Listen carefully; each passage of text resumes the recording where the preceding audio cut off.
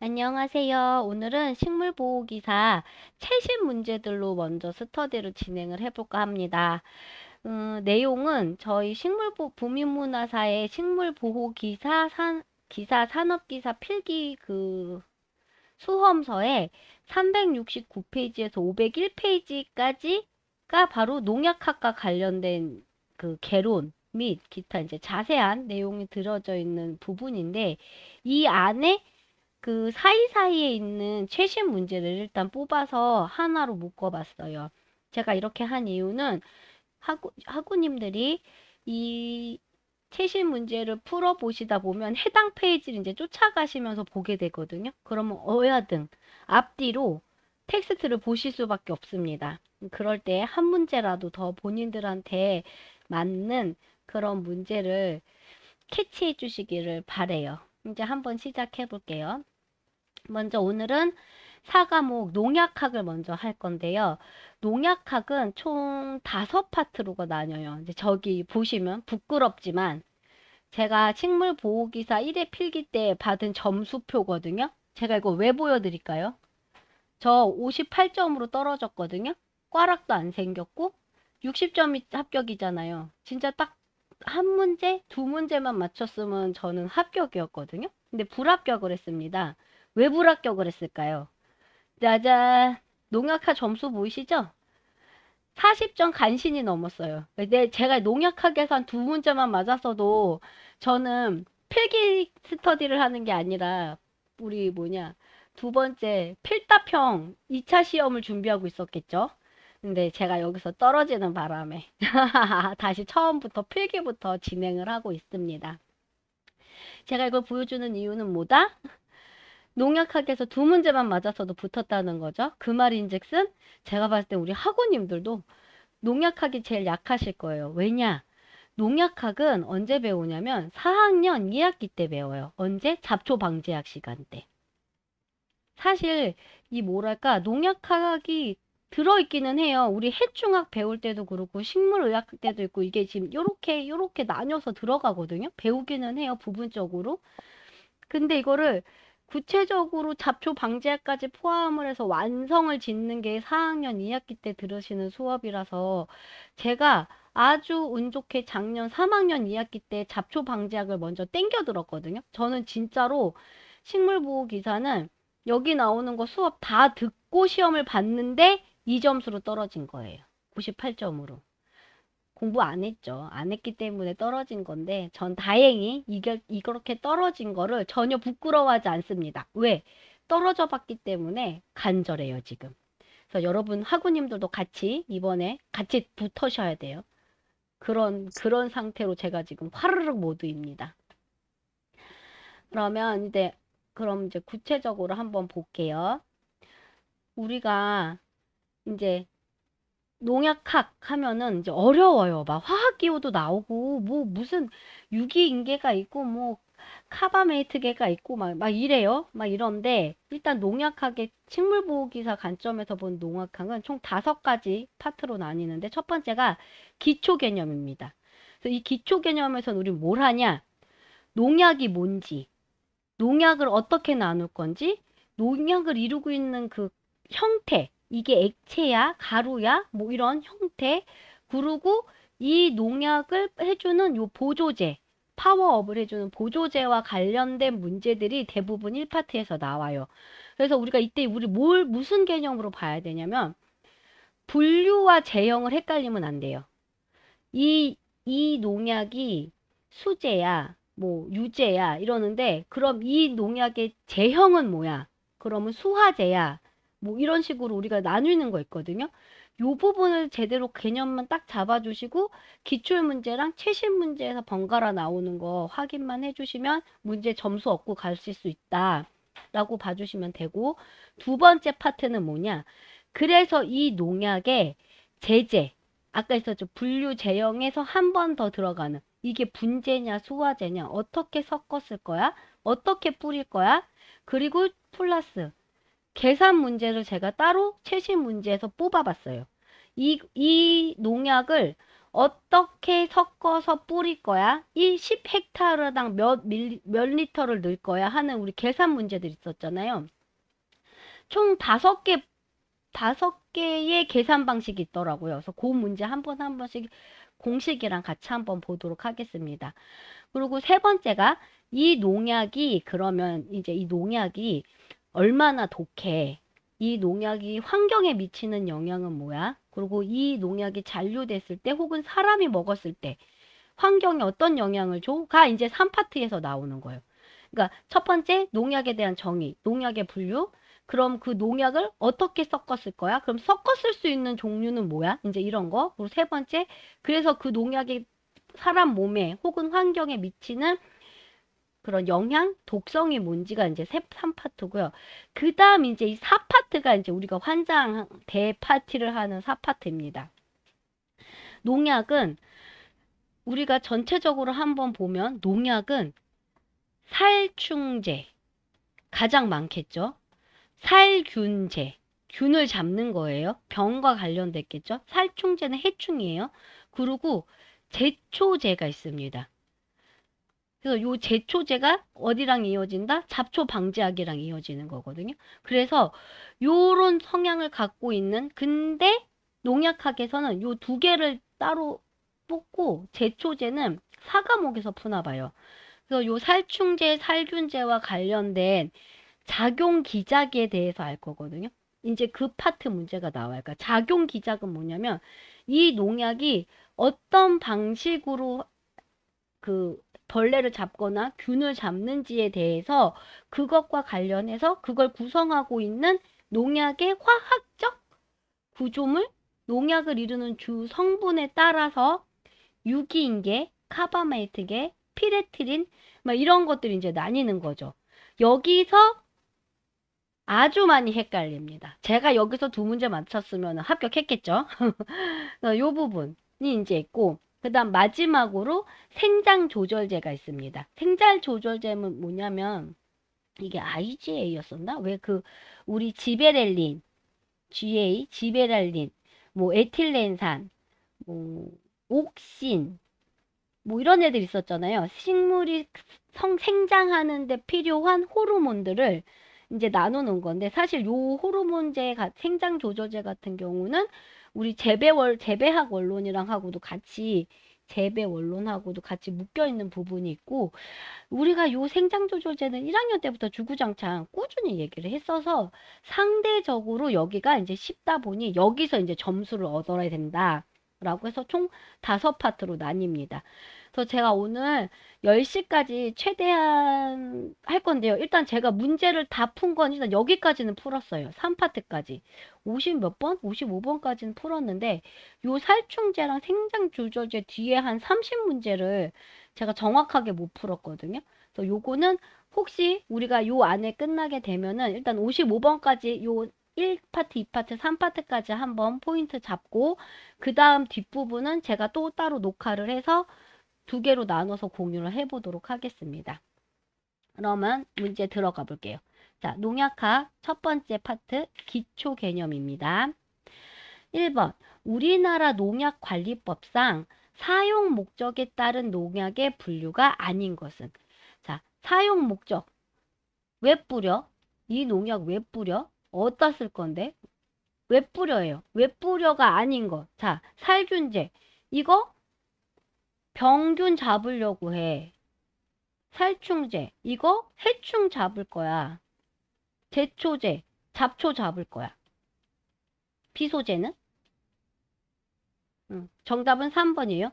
비소제는 사용 목적에 따른 농약 분류가 아니에요. 그래서 사용 목적에 따른 농약 분류를 한번 보도록 할게요. 아니, 비소제는 농약의 성분 중에 하나예요. 어떤 거? 비소. 비소라고 화학기호로 AS거든요. 비소라는 게 첨가되어 있는 농약이야.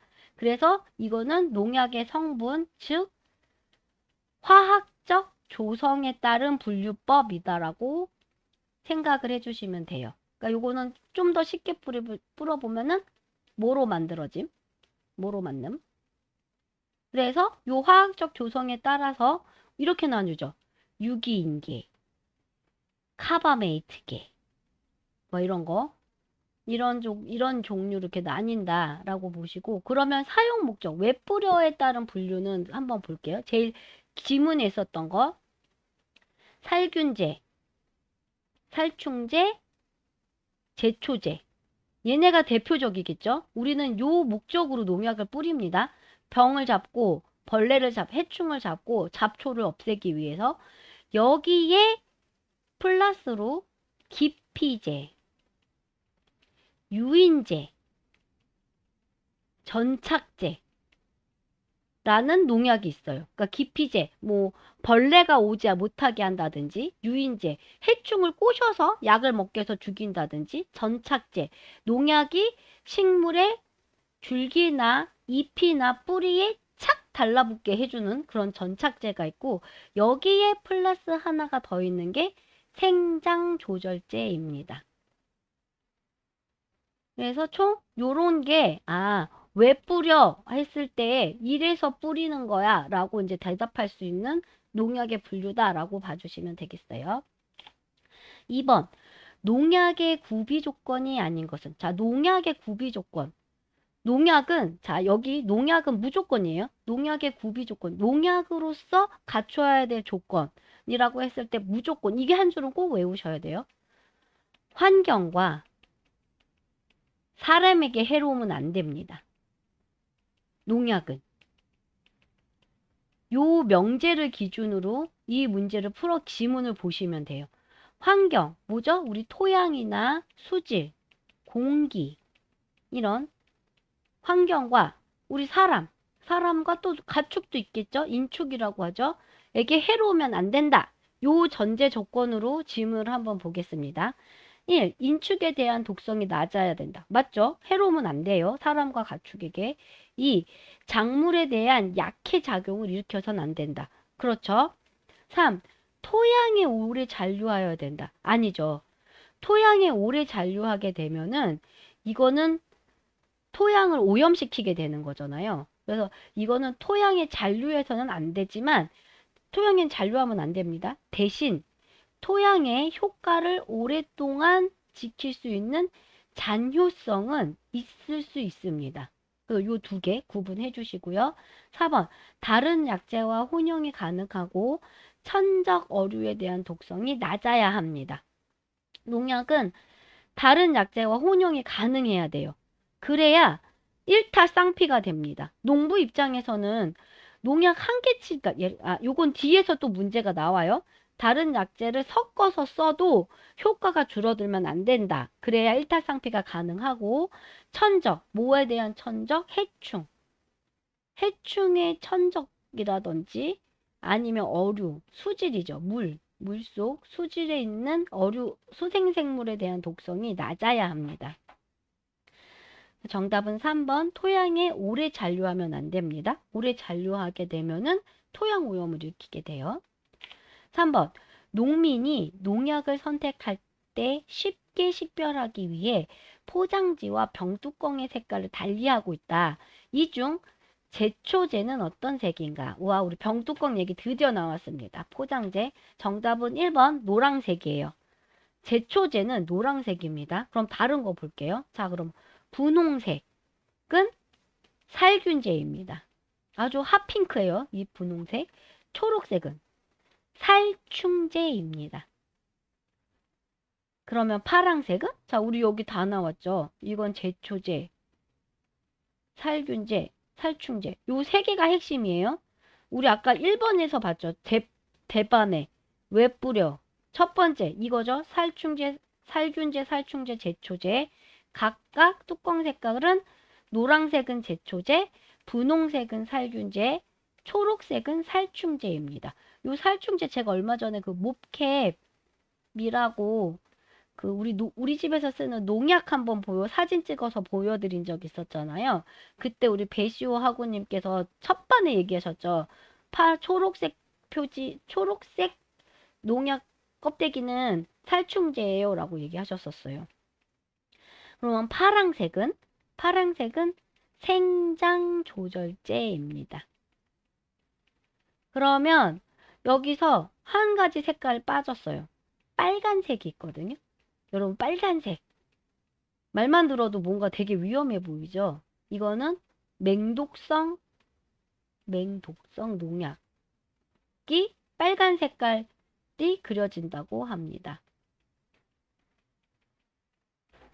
그러면 여기서 하나 더. 그럼 만약에 이거를 혼합제로 나온 거는 그럴 때는 해당 약재의 색깔을 같이 섞어 쓴대요. 뭐 그럴 리는 없겠지만 제초를 하면서 살균을 잡는다. 그럼 뭐 노란색, 분홍색 이런 식으로 섞어 쓴다라고 한다고 합니다. 그렇게 혼합제로 색깔로 표기를 한대요. 이거 봐주셔야 돼요. 최소한 요 세 개는 알고 계셔야 돼요. 노란색은 제초제, 분홍색은 살균제, 초록색은 살충제. 요 세 개는 꼭 알고 계셨으면 좋겠습니다. 4번. 다음 중 농약의 보조제가 아닌 것은? 자, 여러분 여기서 우리는 뭘 알아야 된다? 보조제의 개념을 알아야 돼요. 그럼 농약의 보조제는 뭐 하는 앤가? 농약의 효율을 올리기 위해서 농약의 효율을 높이기 위해서 첨가하는 거. 부스트업이죠. 파워업. 왜 우리 꼬맹이들 때 게임할 때 아이템 쓰잖아요. 공격력 2배. 아이템 막 쓰면 공격력 2배 막 이런 거 되는 것처럼 부스트업을 해주는 거예요. 누구의? 농약의 효과를 더 세게 효율을 높이기 위해서. 그래서 정답은 2번 유인제입니다. 자, 유인제 아까 여기서 보셨죠? 1번에서 농약의 분류, 기피제, 유인제, 전착제, 유인제. 유인제는 보조제예요. 보조제가 아니에요. 농약이에요. 어떤 농약? 왜 뿌려의 그 목적에 따른 사용 목적에 따른 분류로 나뉘는 약이고요. 얘는 말 그대로 유인을 해요. 누구를? 벌레, 해충을 꼬셔서 죽이는 게 유인제입니다. 그럼 증량제는 농약의 양을 늘리는 거예요. 농약의 양 늘리기. 그리고 주성분의 농도는 낮추면서 전체적인 양을 늘리는 게 증량제입니다. 그럼 용제는 농약의 성분을 잘 녹이려고 하는 거예요. 잘 녹여주는 액체 도움입니다. 그럼 협력제는 그러니까 예를 들어서 이 협력제를 넣게 되면은 만약에 이제 살충제단 말이잖아요. 그러면은 일반적인 농약 안에 이 협력제를 넣게 되면 어떻게 된다? 살충력이 빵 하고 올랍니다. 시너지죠. 시너지를 일으켜주는 거예요. 협력제는. 자, 여기에 하나 더. 전착제는 잎이나 벌레에 농약이 착 달라붙게 해줍니다. 요렇게가 보조제고요. 유인제는 벌레를 직접 해충을 꼬셔서 죽이는 농약입니다. 5번 농약의 사용 목적에 의한 분류가 아닌 것은. 자, 보시면 이렇게 반복적으로 나오죠. 정답은 2번 분제예요. 자, 살충제, 제초제, 살균제는 다 목적이 있습니다. 명확하게. 근데 분제는 농약의 제제예요. 가루로 돼 있다는 뜻이죠. 가루 성분의 농약을 우린 분제라고 하거든요. 그래서 어떤 모양? 농약이 어떤 모양으로 돼 있어? 가루로 돼 있어. 아, 그럼 분제네. 그럼 농약이 어떻게 돼 있어? 액체로 돼 있어. 아, 그럼 소화제인가 보네. 뭐 이제 이런 식으로 그 제제에 따른 분류입니다. 6번 또 나오네요. 6번 농약의 제제 형태에 따른 분류 방법은? 제제 형태. 자, 정답은 1번 유제입니다. 유제? 그러니까 지금 이 문제는 1번 문제, 5번 문제, 6번 문제가 유기적으로 연결되어 있는 거예요. 농약의 제제 형태, 유제, 기름 형태라는 거죠. 기름 형태의 농약은 제제로 분류된 건데, 그럼 나머지는 유기인제는 유기인, 피죠. 이거는 화학적 조성에 따른 분류고요. 3번 살균제. 얘는 뭐죠? 농약의 목적. 사용 목적에 따른 분류죠. 그럼 어독성 농약. 얘는 독성에 따른 분류예요. 근데 질문은 제재 형태에 따른 분류는 1번 유제입니다. 7번 약재를 살포했을 때 약재를 골고루 적시는 성질. 자, 그때부터 얘기했잖아요. 우리 농학은 생각보다 영어와 한문을 알고 있으면 생각보다 풀기가 쉽다라고 그때 말씀을 드렸잖아요. 정답은 3번 습윤성입니다. 습윤성의 습은 축축할 습이에요. 축축. 습이. 그럼 윤은 적시다. 윤택하다. 라는 뜻의 윤이거든요. 자, 근데 우리 지문에 있죠. 골고루 적시는. 자, 적시는 윤. 그래서 습윤성이 약재를 살포했을 때 골고루 적시는 승질을 의미합니다. 그럼 확전성은 넓게 펴다. 전은 필전이에요. 펴다 혹은 이게 전개하다 할 때 전이죠. 그럼 비산성은 이건 날비죠. 날아서 산 흩어지다예요. 흩어질 산. 그러니까 확전선은 넓게 퍼지는 거. 비산성은 날라서 흩어지는 거. 수분성은 축축하게 적시는 거. 골고루. 부착성은 부는 붙을. 부착. 붙다. 붙이고 붙는다. 해서 부착성입니다. 그 다음 8번. 다음 중 수화제를 물에 풀면 녹지 않은 원재나 증량제의 미립제가 균등하게 분산된 살포액을 뭐라고 하는가? 자, 여러분 우리 수화제 한번 했었죠. 수화제, 유제 한번 제가 설명드렸었거든요. 수화제, 유제 둘 다 물에 녹지 않는 원재료를 가지고 물하고 섞어서 만들어서 쓸 수 있게끔 한 게 수화제. 물에 녹지 않는 원재료를 물에 녹지 않는 기름을 물하고 섞어서 쓸 수 있게끔 하는 게 유제. 그랬었거든요. 자, 근데 수화제를 물에 풀면 녹지 않는 원재. 자, 요거죠. 물에 풀면 녹지 않는 원재나 증량제, 미립제가 균등하게 분산된 살포액을 우리는 현타객이라고 합니다. 자, 현타객, 우리 수화제가 균등하게, 수화제가 물에 풀면서 물에 녹지 않는 요 원재가 물에 풀리면서 이렇게 쫙 균등하게 분포되는 거를 우리는 현수성이라고 했었거든요. 여기 균등하게 분산된 현수성. 그래서 이 현수성을 같이 포함돼서 잘 녹아있는 물을 현타객이라고 합니다. 그럼 유타각의 유는 우유의 유자거든요. 그러니까 기름이 유제를 여기 있는 이 유제를 물에 녹지 않는 기름을 물에 풀면 요게 우유처럼 뽀얗게 보인대요. 우유처럼 뽀얗게 보인다고 합니다. 그래서 요렇게 뽀얗게 푸는 걸 우리는 뭐라고 그런다? 유화성 이라고 하거든요. 요렇게 잘 물에 우유처럼 뽀얗게 유화성이 좋게 풀려 있는 우리 액체를 유타객이라고 합니다. 그래서 유제가 유화성에 의해서 잘 풀린 게 유타객, 수화제가 현수성에 의해서 잘 풀린 게 현타객입니다. 용액은 녹을 용. 그래서 잘 녹게 해주는 보조제였었죠. 그래서 정답은 3번 현타객입니다. 9번.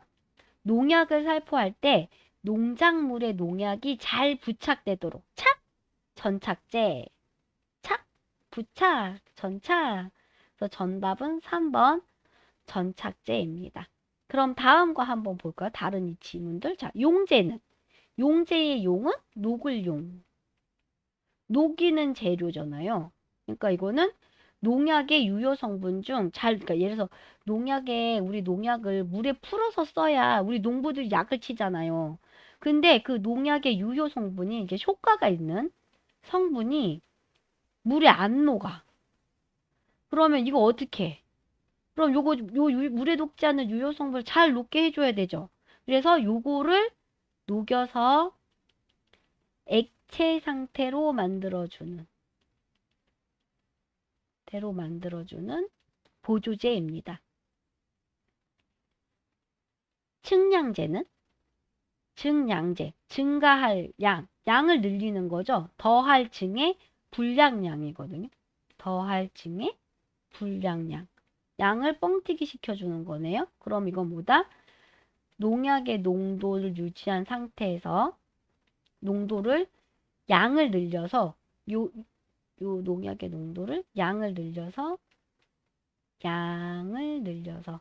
뿌려주는 거예요. 근데 이렇게 양을 늘리면 실제 농약의 농도는 좀 줄어들잖아요. 근데 이게 양을 늘리면 뭐가 좋아? 라고 했을 때 뭐냐면, 자, 보세요. 요만한 가루로 이만한 땅을 다 쳐야 돼요. 가능할까요? 진짜 가루 하나씩 이렇게 치지 않는 이상 이거 못 치거든요. 근데 여기에 증량제를 추가를 해요. 그러면 요만했던 거가 이만한 포대로 증량이 되겠죠. 그럼 이거 여기다 뿌리는 거는 쉽죠? 쉬워요. 균일하게. 양을 늘리게 되면 균일하게 내가 치고자 하는 밭이나 논에 양을 뿌릴 수가 있습니다. 그래서 얘는 어떻게? 가루로 되어 있어요. 가루 도우입니다. 아까 협력제, 아까 그랬죠. 화합할, 협의 힘력. 얘가 협력제는 이 협력제 자체는 독성이 없어요. 협력제는 독성이 1도 없습니다. 농약에 효과가 없는 거예요. 협력제 백날 쳐봤자 벌레 안 죽고 병 안 죽고 잡초 안 죽어요. 근데 문제는 요 협력제가 농약하고 만났어. 그랬더니 이 농약의 주성분이 진짜 살충 효과가 있는 주성분의 그 살충력이 빵 하고 올라가는 거예요. 그게 협력제입니다. 그래서 농약을 살포할 때 농작물에 농약이 잘 부착되도록 하는 보조제는 전착제입니다. 정답은 3번이에요. 10번 해충이나 식물체 표면에서 약재의 부착 및 고착성을 향상시키기 위해 사용하는 첨가제는, 자, 정답은 아까 우리 고착 얘네 다 뭐죠? 부착제였었죠. 부착제, 전착제에 대한 얘기거든요. 우리 전착제 앞에 문제에서 전착제 문제 풀었잖아요. 그럼 그 정착제를 이루고 있는 첨가제가 뭐야? 어떤 걸 써서 이 약이 해충이나 식물체 표면에 착착 붙어? 이 전착성을 나타내는 이 전착성, 붙을 수 있는 이 성질을 나타내는 첨가제가 뭐야? 라는 질문이거든요. 정답은 3번 카세인입니다. 카세인이 뭐냐면은 요거 설명을 들으면 조금 더 외우시기가 쉬우신 게 카세인이 어디서 나오느냐면 우유에서 추출한 단백질 성분이래요. 우유에서 추출한 단백질 성분인데 이 단백질 성분 자체가 요 놈이 끈적하다고 합니다. 끈적? 그래서 착 붙을 수 있구나. 그래서 요거가 바로 여기 있는 고착성. 붙어서 딱 고정돼서 착 붙어 있는 그 고착성을 높게 해주고요. 이 고착성 덕분에 우리가 뿌려놓은 농약은 바람이나 비에도 씻겨 날아가지 않고 끄떡없이 딱 붙어 있는 그런 역할을 해주는 게 바로 요 카세인이라는 첨가제라고 합니다.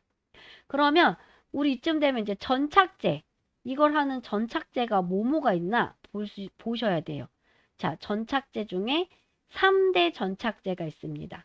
1. 비누 2. 카세인 석회.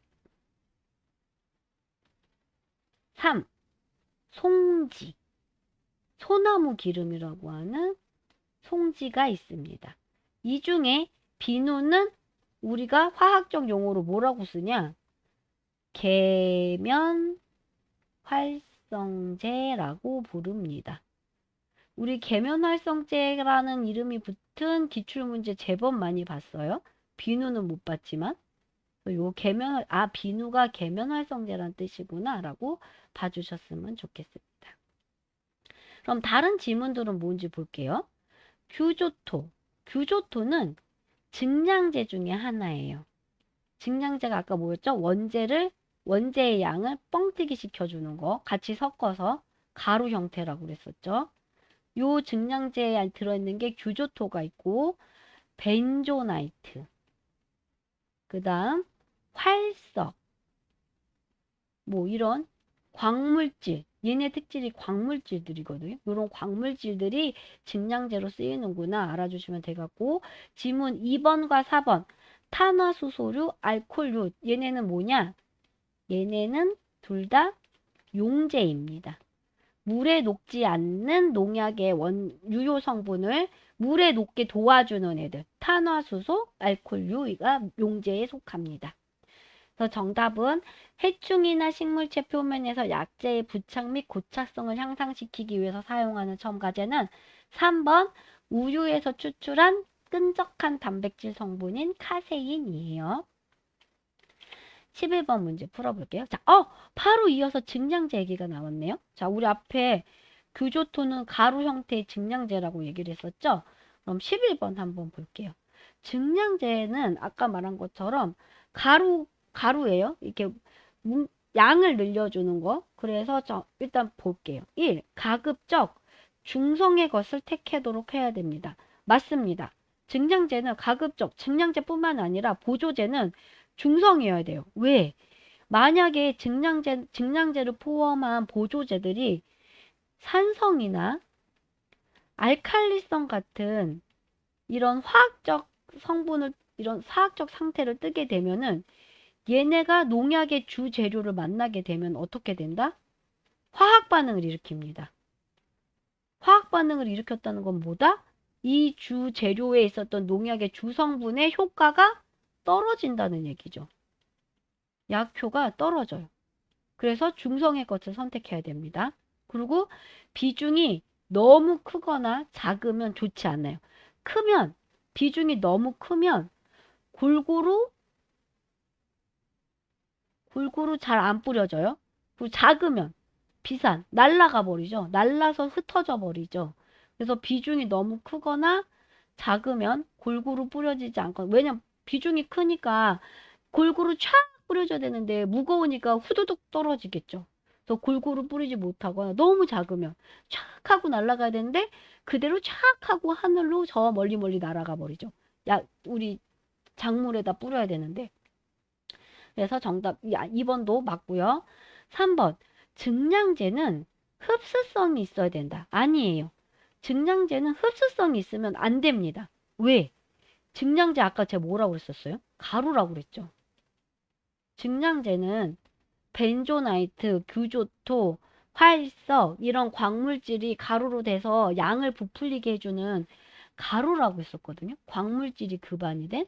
근데 이 가루가 흡수성을 가져? 물을 땡겨? 그럼 밀가루에다 물 한 방울 떨어뜨려 보세요. 어떻게 돼요? 뭉치죠. 가루에다 물을 부으면 어떻게 된다? 뭉칩니다. 뭉치면 어떻게 되지요? 골고루 못 뿌려요. 증량제를 섞은 그 농약이 함께 골고루 쫙 뿌려져야 되는데 뭉치게 되면 뭐 무거워져 갖고 뭐 못 뿌리죠. 그래서 흡수성은 있어서는 안 됩니다. 정답은 3번이고요. 4번 증량제는 저장 중 주제의 작용에서 분해되는 성질을 갖지 않아야 된다. 자, 주제가 누구예요? 농약의 주 성분에 작용해서 분해되는 성질을 갖지 않아야 합니다. 왜? 증량제는 양을 늘릴 뿐이에요. 양을 늘릴 뿐 농약 성분을 변질시켜서는 안 됩니다. 그래서 각각 1번, 2번, 4번은 증량제가 갖춰야 될 조건이고요. 3번 증량제는 흡수성이 있어야 한다? 아닙니다. 옳지 않아요. 증량제는 흡수성이 있으면 안 돼요. 그래서 정답은 3번이에요. 12번 물에 잘 팽윤되어 점착성을 띠며 주로 수화제의 증량제로 사용되는 비교적 무거운 점토 광물로 흡효가가 천연의 증량제 중 가장 높은 것은? 자, 증량제. 자, 볼게요, 일단. 여기 지문 중에 이제, 특징을 보셔야 돼요. 지문에 있는 거 한 번씩 볼게요. 자, 물에 잘 팽윤돼요. 1번, 팽윤. 부풀팽. 윤은 적실윤. 아까 우리 습윤성 했었죠. 팽윤은 부풀어서 적신돼요. 물에 잘 팽윤되고 점착성을 띠고 그 다음에 수화제 증량제로 쓰이는데 비교적 무거운 점토 광물. 점토 광물 나왔고요. 흡효가가 천연의 증량제 중 가장 높은 게 뭐냐요? 자, 그럼 흡효가가 뭐냐? 빨아들일 흡이죠. 기름을. 흡효가가 액체 흡착력을 말을 하고 있습니다. 액체 흡착력을 흡효가라고 하는데 기름을 얼마만큼 빨아들일 수 있는가 이거든요. 자, 여기서 정답은 일단 정답부터 보고 갈게요. 정답은 3번 벤토나이트입니다. 다른 거 한번 볼게요. 활석, 탈크라고 하는 활석. 얘가 이거 다들 점토 광물이에요. 점토 광물을 곱게 가루내서 농약하고 섞는 거예요. 그 중에 하나인 활석은 가장 흔하게 쓰는 증량제래요. 가장 흔하게 쓰는 증량제가 활석이고, 그럼 카올린은 점토 광물의 일종입니다. 우리 3학년 학우님들 지금 토양학 배우시죠? 토양학에서 카올린 얘기 나와요. 점토 광물의 일종이에요. 자, 규산은 얘도 방금 수화제의 증량제였잖아요. 규산도 수화제의 증량제로 쓰이는 물질이에요. 광물질이에요. 점토 광물이에요. 근데 이 규산유는 입자가 엄청 고와요. 입자가 엄청 고운데 얘는 증량제 안에서도 분산제입니다. 그래서 얘의 특징 중에 하나가 수화제 증량제로도 쓰이고 입자가 곱기도 한데 얘는 분산제여갖고 요 분산제의 성질이 뭐냐면 얘는 팽윤이 안 돼요. 팽윤력이 낮아요. 그래서 4번은 아닌 거예요. 그럼 벤토나이트는 얘가 수화제 증량제가 맞고 거기에다가 중요한 거 지문에 나왔죠. 액체나 가스를 흡착하는 힘이 큽니다. 즉 흡효가가 높습니다. 즉 흡효가가 높은 애죠. 팽윤도 하고요. 그래서 정답은 3번 벤토나이트가 이 지문에서 요구하는 증량제에 대한 설명으로 봐주시면 되겠습니다. 다음 문제 풀어볼게요. 13번 유제나 액제와 같은 액상 농약을 제조할 때 투입되는 용제에 대한 설명 중 틀린 것은? 자, 유제나 액제 같은 액상 농약에 투제되는 용제 언제 쓴다고 그랬죠? 물에 녹지 않는 원재를 농약의 주재를 물에 녹게 하려고 쓰는 게 용제라고 했어요. 자, 그럼 1번 틀린 거예요. 유효 성분을 분해시키지 않아야 된다. 맞습니다. 증량제나 이런 용제 같은 애들은 보조제는 농약의 유효 성분을 분해시켜서는 절대 안 돼요. 농약의 성분을 그대로 유지를 하면서 추가적인 역할을 해야지 이걸 그렇게 하면 안 돼요. 두 번째, 저온에서 유효 성분이 석출되지 않아야 된다. 자, 저온에서 석출, 유효 성분이 석출. 자, 석출은 쪼갤석이에요. 날출. 유효 성분이 쪼개져서 나가면 안 돼. 안 되죠. 그래서 자, 여기서 저온은 언제가 저온이냐면 겨울이에요. 겨울에, 겨울 저온에서 유효 성분이 쪼개져서 나가지 않아야 된다. 맞죠? 유효 성분이 석출되면 안 돼요. 자, 그래서 이 석출을 쪼개서 나간다라고 간단하게 봐주실 수도 있지만, 전체적인 용어는 액체에 녹아있던, 용제에 의해서 액체에 녹아있던 성분이 다시 고체로 튀어나오는 현상. 고체 덩어리로 튀어나오는 현상을 석출이라고 합니다. 그럼 3번. 분자량이 큰 화합물은 안전하여 저분자량의 화합물보다 약해가 적다. 아니에요. 정답은 3번이에요. 자, 분자량이 큰 화합물. 자, 분자량이 큰 화합물은 뭐다? 알갱이가 커. 덩치가 커. 덩치가 크다는 얘기는 뭐죠? 얘가 덩치가 크다라는 얘기는 식물 표면에 우리 기공이라든지 이런 조직을 막거나 자극을 주는 거예요. 덩어리가 크니까. 그래서 이는 아닌데? 그리고 큰 화합물은 안전하다기보다는 큰 화합물은 인하점이 높아서 약재 위험성도 높습니다. 약해 위험성도 높습니다. 그래서 분자량이 작은 저분자량의 화합물이 약해가 적습니다. 큰 화합물은 아니에요. 4번. 액체는 물뿐만 아니라 메탄올 등도 용제로 사용한다. 아까 있었죠. 액체에는 물뿐만 아니라 탄화수소, 그리고 알코올류 이런 애들이 다 액체로 사용이 됩니다. 그래서 메탄올도 당연히 용제로 사용될 수 있어요. 그래서 정답 틀린 것은 3번입니다. 분자량이 큰 화합물은 그 화합물 자체 덩치가 커서 식물 표면의 기공을 막거나 자극을 주어서 약해도 발생시키고 인하점이 높아서 약해 위험성도 높습니다. 그래서 정답은 3번이에요. 14번.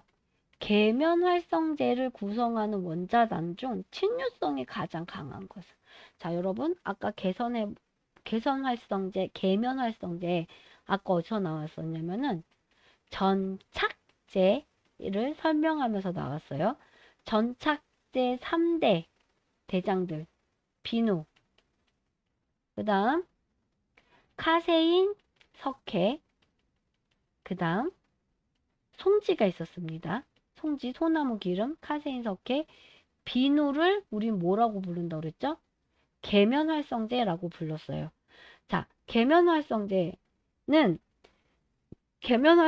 전착자로서 굉장히 역할을 할 수 있는 이유가 바로 비누, 즉 계면활성제는 친유성과 친수성을 모두 갖고 있는 물질입니다. 여러분, 우리 생물과학 했을 때 그 친유성과 친수성 두 개 다 갖고 있는 세포로 이루고 있는 구성 물질 중에 인지질이라는 걸 배웠었거든요. 인지질. 그래서 이 인지질이 보통 막에 많이 쓰인다라고 했었어요. 그 어떤 막? 세포막. 세포막이라든지 아니면 우리 인간 눈의 망막. 이런 데에 인지질이 쓴다고 그랬거든요. 이 인지질이 막으로 쓸 수 있는 이유가 친유성과 친수성을 모두 갖고 있는 거라고 했었거든요. 계면활성제도 친유성과 친수성을 갖고 있기 때문에 착 하고 붙을 수가 있는 거예요. 그래서 계면활성제 이렇게 보시면 이런 식의 구조로 되어 있어요. 이건 친유성, 친수성 갖고 있는 인지질도 이런 구성으로 되어 있습니다. 그래서 머리에 이 동그란 부분이 친수성, 뒤에 이 꼬리같이처럼 뒤로 쭉 빠져나온 애가 친유성이에요.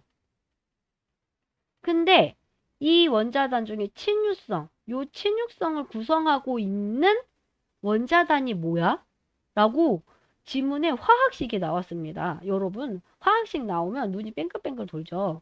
자, 친육성, 기름과 친해, 친수성, 물과 친해예요. 이게 물과 기름과 친하다는 게 굉장히 큰 의미신 건 알죠? 인지식 굉장히 중요해요. 이거 친수성, 친유성. 나중에 생물과학에서도. 그래서 일단은 볼게요. 정답은 1번이거든요. R, OCH3-. 요거 있죠. 요게 친유성이에요. 이게 도대체 무슨 소리야? 그쵸? 이게 도대체 무슨 소리야? 라고 하죠. 자, 볼게요. R은 알킬기입니다. 알킬기. 우리 2학년 농업화학 시간에 배웠었어요. 기억은 잘 안 나지만 우리가 분명히 배웠거든요. 자, 이 알킬기와 CH3- 요거 요게 메톡식이에요. 그러니까 메틸기죠. 메틸기예요. 근데 이 알킬기와 메틸기가 지금 중간에 산소로 이어져 있습니다. 그래서 얘는 알킬기와 맥톡시기가 합쳐져 있는 요 구성이 바로 친유성이 강한 원자단이에요. 우와, 이게 도대체 무슨 소리야? 라고 하실 거예요. 자, 그럼 하나하나씩 풀어볼게요, 여러분. 요 R자 붙은 알킬기 있죠? 요 R 붙은 거. 요렇게 붙어요, 보통. R 앞에 요렇게 앞쪽으로 뭐가 더 붙는, 여러분 이거 화학 구조식 이거 아셔야 돼요. 이렇게. 얘는 알킬기와 산소와 CH3, 그러니까 탄소에 이렇게 H가 아마 3개가 붙은 걸 거예요. 요렇게 붙어 있는 요거로 구성되어 있는 구조야 라고 얘기를 할 때 요 알킬기가 친유성이에요. 그러니까 여러분 지분에 R이 붙었다. 그럼 얘가 친유성인 거예요. 이 알킬기의 이 알 자체가 얘가 친유성이라는 뜻이거든요. 그럼 이 알이 뭐냐? 알킬기 얘가 어떻게 구성되어 있었냐면 알킬기가 어떻게 구성되냐면은 자, 우리 2학년 농업화학 시간에 다 한 번씩 들어봤던 단어들이에요. 포화지방산에 포화지방족 탄화수소에서 수소가 하나 빠진 걸 우리는 알킬기라고 해요. 자, 응? 뭔 소리야? 탄화수소? 자, 탄소와 수소라는 뜻이에요. 탄소와 수소가 있는데 이 중 수소가 하나 빠졌대. 아, 그럼 원래 그러면 포화지방족 탄화수소라는 요 물질의 화학식이 요렇게 돼요. CN H2N 플러스 2. 이 공식 저희 수업 시간에 했었거든요. 근데 기억 안 나시죠? 제가 농업화학을 스터디를 해갖고 전 이걸 조금 기억해요. 100%는 아닌데, 아, 이거 뭔가 플러스 1 막 이런 얘기 교수님이 하셨는데 했거든요. 자, 요게 바로 CnH2n2 이게 바로 포화지방족 탄화수소의 화학식이에요. 근데 여기서 요거 뒤에 있는 요 2가 하나가 빠져요. 하나가 빠져서 CnH2n 플러스 1이 된 거예요. 요 1. 요게 알킬기예요. 요게 알킬기. 화학식으로 R이라고 보이는 게 이게 알킬기거든요. 근데 요게 바로 포화지방족 탄화수소 여기서 수소 한 개가 하나로 빠지면서 요 한 개가 빠진 빈사 있잖아요. 하나가 빠진 그 빈자리에 기름이 붙어요. 유성이. 그래서 요렇게 구성이 됩니다. 그래서 지문에 R이 붙었다. 아, 그럼 얘가 친유성. 알킬기, 오케이, 친유성. 수소가 하나 빠진 자리에 기름이 붙어서 알킬기는 친유성이네. 라고 봐주시면은 다음 지문에서 문제가 풀겠죠. 그래서 알킬기는 오직 보시다시피 탄소와 수소로만 이루어져 있습니다. 그래서 얘가 이 오직 탄소와 수소로만 이루어져 있다는 게 뭐냐면 이게 비극성이거든요. 극성을 안 띈다는 얘기거든요. 그래서 이 비극성과 비극성이 만나서 요 비극성에 의해서 이 비극성, 그러니까 이 화합단의 비극성이 만나서 유기용매, 그 다음에 벌레 왁스층과 아주 친유스럽게 기름에 잘 어울리는 기름과 친해지는 그런 성질로 얘네가 그 역할을 하는 거예요. 어렵죠? 죄송해요. 제가 최선을 다해서 설명을 했어요. 근데 정답은 2번인데? 이? 아, 이거요. 이게 지금 제가 이제 것까지 얘기했던 요 알킬기예요. 아, 죄송해요. 그래서 요거는 제가 너무 흥분했네. 요게 바로 알킬기예요. 저 지금 요거 설명한 거 요거. 지금껏 쭉 요 놈 알킬기.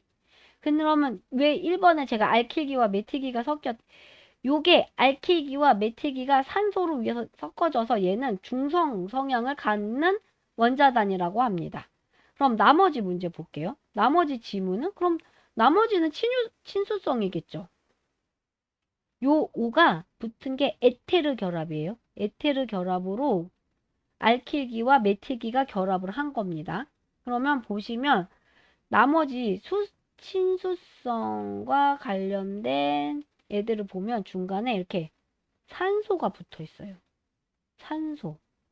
그래서 요거 끝에 거는 자, 볼게요. 요거는 메텔톡시기. 3번은 히드록시기.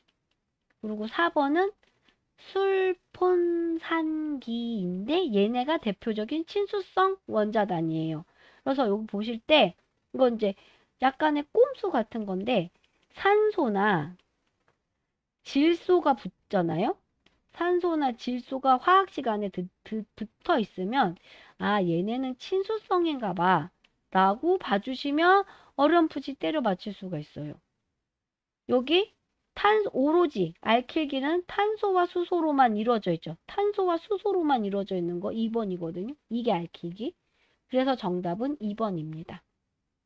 이어서 15번 똑같이 풀어볼게요. 반대로 계면활성제, 전착제인 계면활성제를 구성하는 주요 원자단 중 친수성을 갖는 원자단이 아닌 것은 한번 볼까요? 이제 우리가 이제 어쨌든 한번 봤잖아요. 아까 했었잖아요. 친수성 O하고 질소 붙어 있어야 된다고. 그 다음에 친유성은 탄소와 수소로만 되어 있다고. 그럼 이 중에 볼게요. 정답은 저는 그냥 답 찾아버렸거든요. 아까 그랬잖아요. 친유성 알킬기. 알킬기는 유일하게 탄소와 수소로만 이루어져 있고 그러기 때문에 수소 분자 2N 플러스 2가 여기 있었던 탄화에서 CN의 수소 분자 한 개가 빠지면서 요게 하나가 빠지면서 빠진 자리에 기름이 붙어서 친유성을 갖게 됐어. 알킬기. 여기서 유일하게 R이 붙는 거는 1번이에요. 알킬기. 알킬기가 CH 탄소 체인과 알킬기가 서로 연결되어 있습니다. 얘는 친유성이죠. 그럼 나머지 볼게요. 나머지 문제는 OH. 아까 봤죠? 히드록시기. O. 그 다음 두 번째, 카르복시기.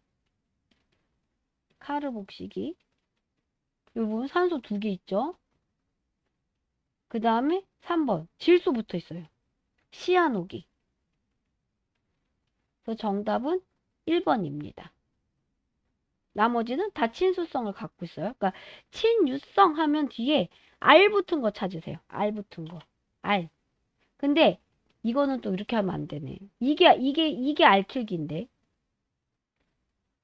오로지 탄소와 수소로 이루어져 있는 거를 봐주시면 될 것 같아요. 어렵다.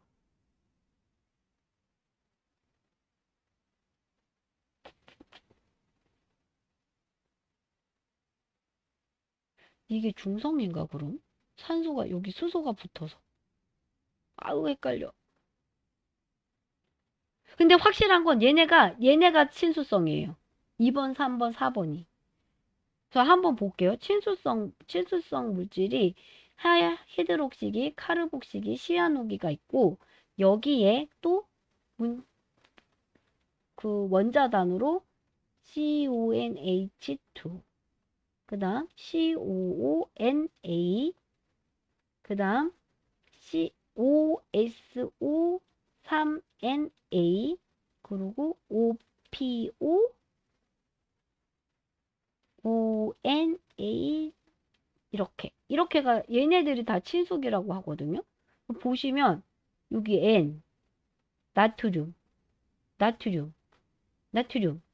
이렇게 금속 이온이 뒤에 붙으면 요런 애들 요렇게 금속 이온이 꼬랑지로 붙으면 얘네는 물에 녹으려는 성질을 갖고 있는 거예요. 물에 녹으려는 친수성이죠. 그래서 정답은 일단 1번이 친수성 원자단이 아닙니다. 이게 중성이라고 그랬던 것 같은데. 그렇습니다. 그럼 얘도 중성인 게 맞네. 같은 얘기네.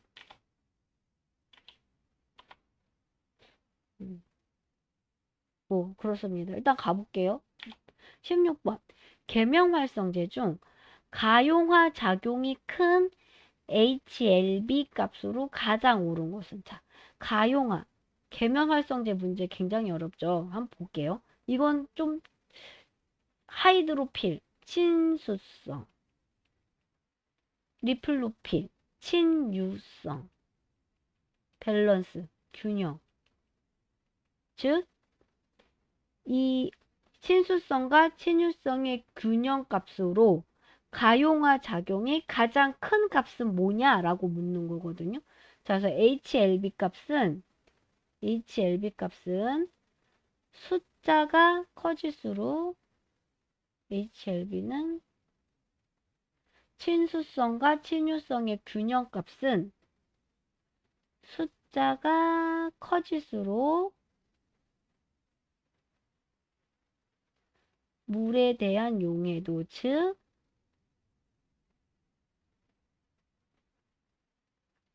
숫자가 커질수록 친수성이라는 뜻이에요. 그러면 1에서 3이면 얘는 친유성이네? 네, 얘는 소포제입니다. 소포제의 pH LB 값이고요.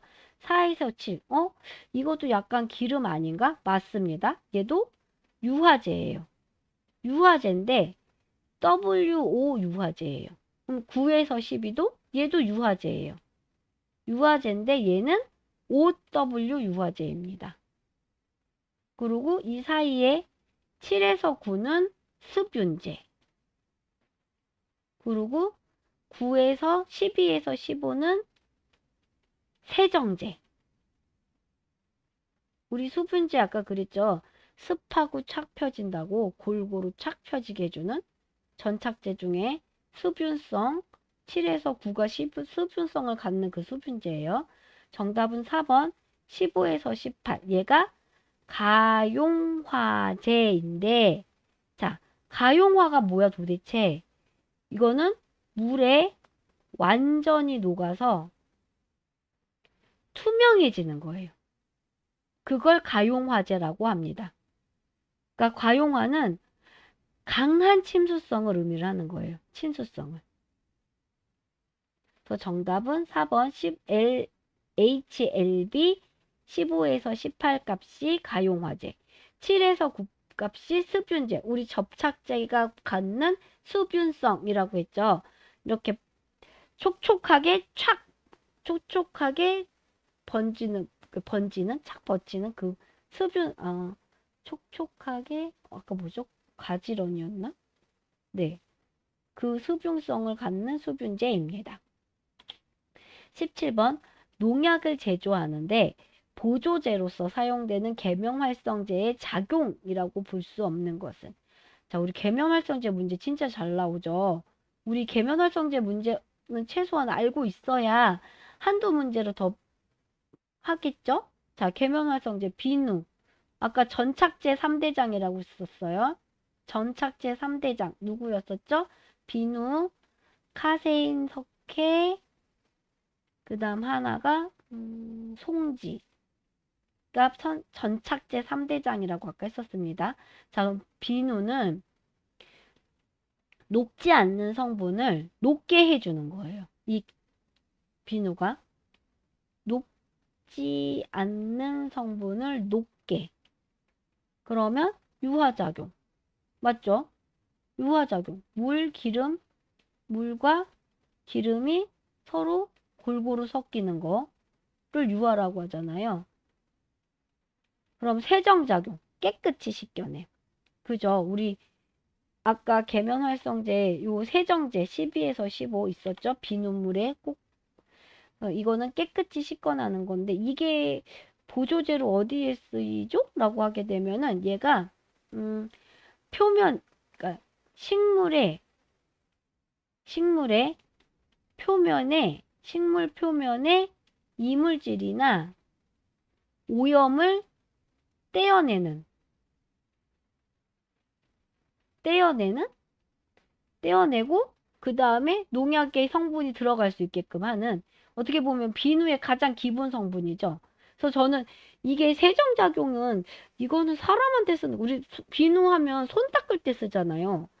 아니면 우리 식기 그 설거지 할 때 퐁퐁이가 계면활성제잖아요. 그래서 그런 거 개념인데 이게 아닌 거 아닌가 했더니 이 세정을 작용을 하는데 누구? 식물 표면.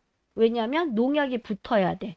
식물 표면의 이물질이나 오염을 떼어내고 하는 비누의 기본 작용을 하는 건데 결국 요게 어떤 역할을 한다? 농약 보조제 역할을 합니다. 그러면 분산작용. 말 그대로 나누어서 흩트림. 이렇게 나누어서 흩트리면 어떻게 되죠? 균일하게 퍼지는 역할을 해줍니다. 그럼 4번 불용화 작용은? 자, 아까 그랬잖아. 불용화. 녹지 않아. 아니죠? 비누는 녹지 않는 걸 녹게 만드는 거죠. 그러니까 불용화가 아니라 용화 작용입니다. 용화, 즉 가용화 라고 표현을 해주셔야 합니다. 그래서 정답은 4번 불용화는 계면활성제 작용이 아닙니다. 계면활성제 작용은 가용화예요. 녹지 않는 것을 녹게 만드는 가용화가 계면활성제 작용입니다. 18번 피레틸린의 협력제로 사용되어 살충력을 증강시키는 작용으로 하는 것으로 가장 옳은 것은? 자, 피레틸린 제충구 추출.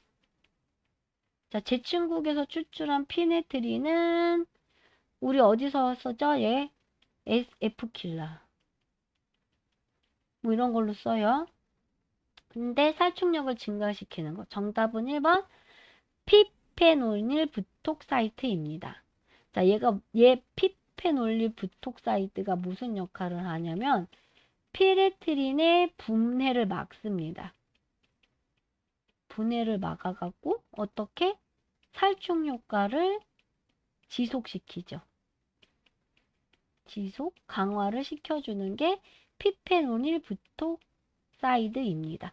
그래서 요거 피레트린이니까 피 이렇게 두 개로 저는 이렇게 붙였어요. 나머지 볼게요. 펜토나이트 증량제죠. 협력제 아니에요? 자, 참고로 여러분 협력제인 피페노닐 부톡사이드는 얘 혼자는 아무런 역할 못해요. 효과가 없습니다. 그냥 피페노닐 부톡사이드란 애는 그냥 얘 혼자 있을 때는 이렇게 있는데 얘가 피네트린의 협력제, 즉 피네트린하고 만나면 그때 피네트릴 분해를 막아서 살충 효과를 지속 강화시켜주는 그런 협력을 해주는 거예요. 자, 벤토나이트는 증량제. 아까 앞에 문제에서 풀었죠? 팽윤가와 그 다음 흡효가가 높은 증량제입니다. 그럼 구사티온, 아진포. 얘는 살충제예요. 유기인계 살충제입니다. 그럼 스프라사이드. 얘도 유기인계 살충제예요. 근데 요 스프라사이드는 어디에 유명하냐? 딱지벌레 방지할 때 딱지벌레 방지할 때 쓰이는 살충제라고 합니다. 그래서 정답은 1번이에요. 19번. 유제에 사용되는 유기용제를 줄이기 위한 방안으로 개발된 제형은?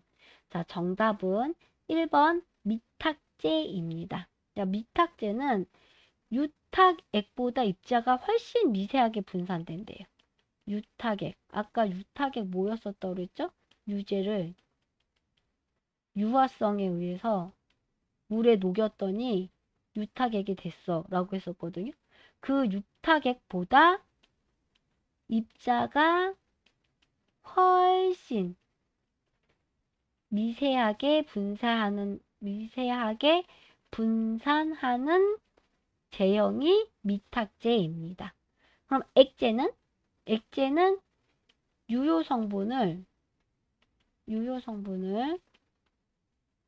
유기용매와 물로 섞어서 미세하게 분산시킨 거를 액제라고 하고요.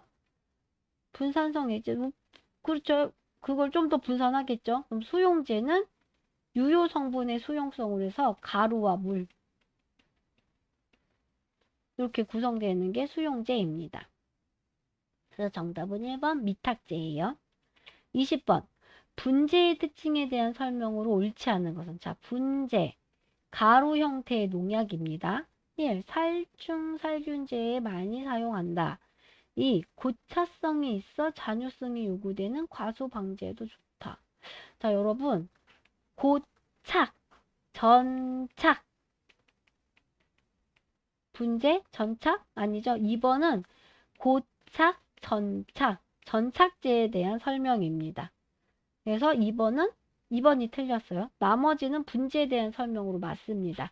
분재는 살충, 살균제에 많이 사용되고요. 수도 병해충 방지에 널리 사용되고 있습니다. 자, 수도는 물에서 자라는 벼입니다. 그러니까 병해충 방지에 널리 사용되고 있고요. 분재는 표류비산에 의한 살포구역 외의 환경오염이 클 수 있다. 자, 표류비산, 바람에 가루가 공중에 떠서 멀리 날아가 흩어지는 현상을 표류비산이라고 합니다. 이렇게 공중에 떠서 멀리 날아가서 흩어지는 현상이니까 우리 살포구역 외, 우리 밭 외, 우리 논이나 우리 밭 외로 애가 이렇게 와 하고 날아가서 옆 논, 옆 반에 날아갈 수 있는 거죠. 옆집, 막 옆집 앞마당 막 이런데. 그래서 환경오염이 생길 수 있다라고 봐주시면 되겠습니다. 21번. 분재의 물리적 성질로서 가장 거리가 먼 것. 자, 분재, 입재 포함이래요. 현수성, 물에 골고루 녹는 것. 정답은 1번이네요. 바로 나왔네요. 현수성, 수화제죠. 정답은 1번입니다. 아까 그랬잖아요. 수화제를 물에 녹는 현수성을 가지고 만든 게 현탁액, 유제를 물에 녹는 유화성으로 만든 게 유탁액. 이 육타객보다 더 고운 게 미타객. 이게 아까 앞에서 풀었던 문제들이에요. 그럼 나머지 분재, 비산성. 아까 얘기했죠. 비산. 가루가 공중에 떠서 잘 날아가. 부착. 가루가 식물체나 해충 표면에 달라붙는 거죠. 토분. 토할토. 가루분. 분무기 같은 살포기에서 얘를 이렇게 뿌렸을 때, 가루 분재를 뿌렸을 때 막히지 않고 일정한 양으로 잘 뿜어져 나오는 거를 토분성이라고 합니다. 분무기. 여기 입구에 안 막히고 이렇게 분재 농약이 이렇게 골고루 쫙 뿌려지는 거. 비산성. 바람에 날아가서 펴지는 거. 가루가 날아가서 펴지는 현상을 비산성. 그리고 부착성은 가루가 식물체나 해충 표면에 달라붙는 현상. 그래서 1번 현수성은 수화제의 물리적 성질입니다. 22번 다음 중 밀폐된 공간에서 사용하고 또 설계된 대형은 정답은 1번 훈연제입니다. 가스죠. 가스를 쓸 때 밀폐된 공간에서 써야 되잖아요. 약재를 태워서 발생하는 연기. 뭐 생각해 주시면 되냐면요. 모기향을 생각해 주시면 돼요. 모기향 집 안에서 쓰지 집 밖으로 안 하잖아요. 그래서 모기향을 생각해 주시면서 이 훈연제는 보통 밀폐된 공간이 뭐 하우스라든지 이런 데서 쓸 수 있고, 이렇게 해서 하는 걸 가지고 뭘 한다? 병해충을 방지합니다. 모기 잡아야죠. 근데 다른 것도 쓰겠죠. 자, 입제는 쌀알 같은 알갱이를 입제라고 해요. 그래서 얘는 어떻게 한다? 토양에 직접 뿌립니다. 이게 아니 주먹 비료라고 해서 저희들 같은 경우 이제 그건 비료구나. 농약이 아니고. 그리고 토양에 직접 뿌리거나 논의 물 위에 뿌립니다. 분재, 가루. 얘 뭐죠? 얘는 바람이 적은 논이나 밭, 분무기를 통해서 뿌립니다. 수화제, 물에 타서 살포. 수화제가 뭐죠? 물에 녹지 않는 약재를 물에 타서 쓰는 게 수화제라고 했었어요. 그래서 이게 바로 수화제가 가장 일반적인 농약 제형이라고 봐주시면 되겠습니다. 23번 수도작에 사용할 수 없는 농약의 형태는? 자, 수도작 아까 뭐라 그랬죠? 물에서 자라는 벼. 즉 논에 사용할 수 없는 농약. 3번 혼중제죠. 아까 그랬잖아요. 혼중제. 밀폐된 공간. 딱 적혔죠. 어디? 하우스. 그래서 정답은 3번입니다. 24번. 분재의 입도를 측정하는 체의 크기로서 옳은 것은? 자, 여러분. 분재의 입도를 측정하는 체의 크기는 제가 안 정했어요. 이거는 우리 체의 구멍 단위, 즉 체의 구멍 단위인데 구멍 단위, 메쉬. 이게 체의 구멍 단위예요. 체의 구멍 단위. 정답은 3번입니다. 250. 이거 제가 정한 게 아니고 표준 입도 측정 기준에 나와 있는 기준이에요. 그래서 이 체의 크기는, 자, 여기서 입도 뭐냐? 여기도 입도, 표준 입도. 이 입도는 무슨 뜻이냐면은 알갱이나 가루의 크기를 입도라고 합니다. 이 체가 숫자가 클수록 미세한 거고요. 숫자가 작을수록 거칩니다. 그래서 숫자가 큰 250이 표준 단위이다 라고 생각해 주시면 되겠어요. 이게 어디서는 300 몇이래요. 근데 보통 250, 일단 교재에서도 우리 수험서 교재에서도 250 몇시가 정답이다라고 해갖고 일단 250 기준으로 봐주시면 될 것 같아요. 이렇게 해서 1파트가 끝났습니다. 이제 2파트 남았거든요. 10시까지 일단 2파트를 한번 해보도록 할게요. 갈 길이 먼데 말도 많고 다들 힘내십시오. 자, 2파트 농약 살포액 조제 시 사용되는 적당한 물은, 자, 농약 살포액, 농약과 섞은 물, 이게 무슨 물이 좋냐라는 거겠죠. 그래서 정답은 4번 물의 온도가 높지 않은 일반적인 물이 가장 적당한 물입니다. 그럼 나머지는 볼게요. 자, 알칼리성인 물 절대 안 돼요. 얘는 절대 피하셔야 됩니다. 왜?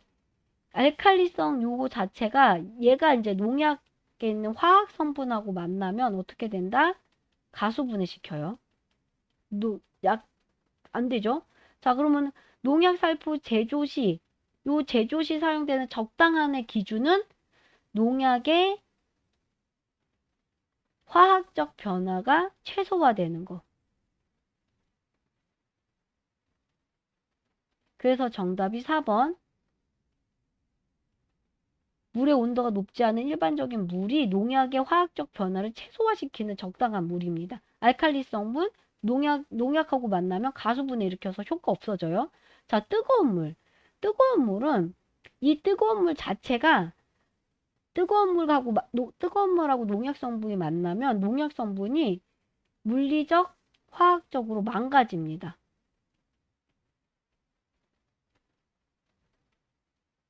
왜? 뜨거운 물과 농약이 만나면 농약의 물리적 성분이, 농약 성분이 물리적 화학적으로 망가지는데 어떻게 그렇게 일어나냐? 1. 가수분해가 촉진되고요. 뜨뜻한 물에 들어가면 가수분해, 그러니까 뜨뜻한 물과 반응해서 가수분해가 촉진이 되고 그 다음 휘발성이 증가해요. 뜨뜻한 물에. 왜?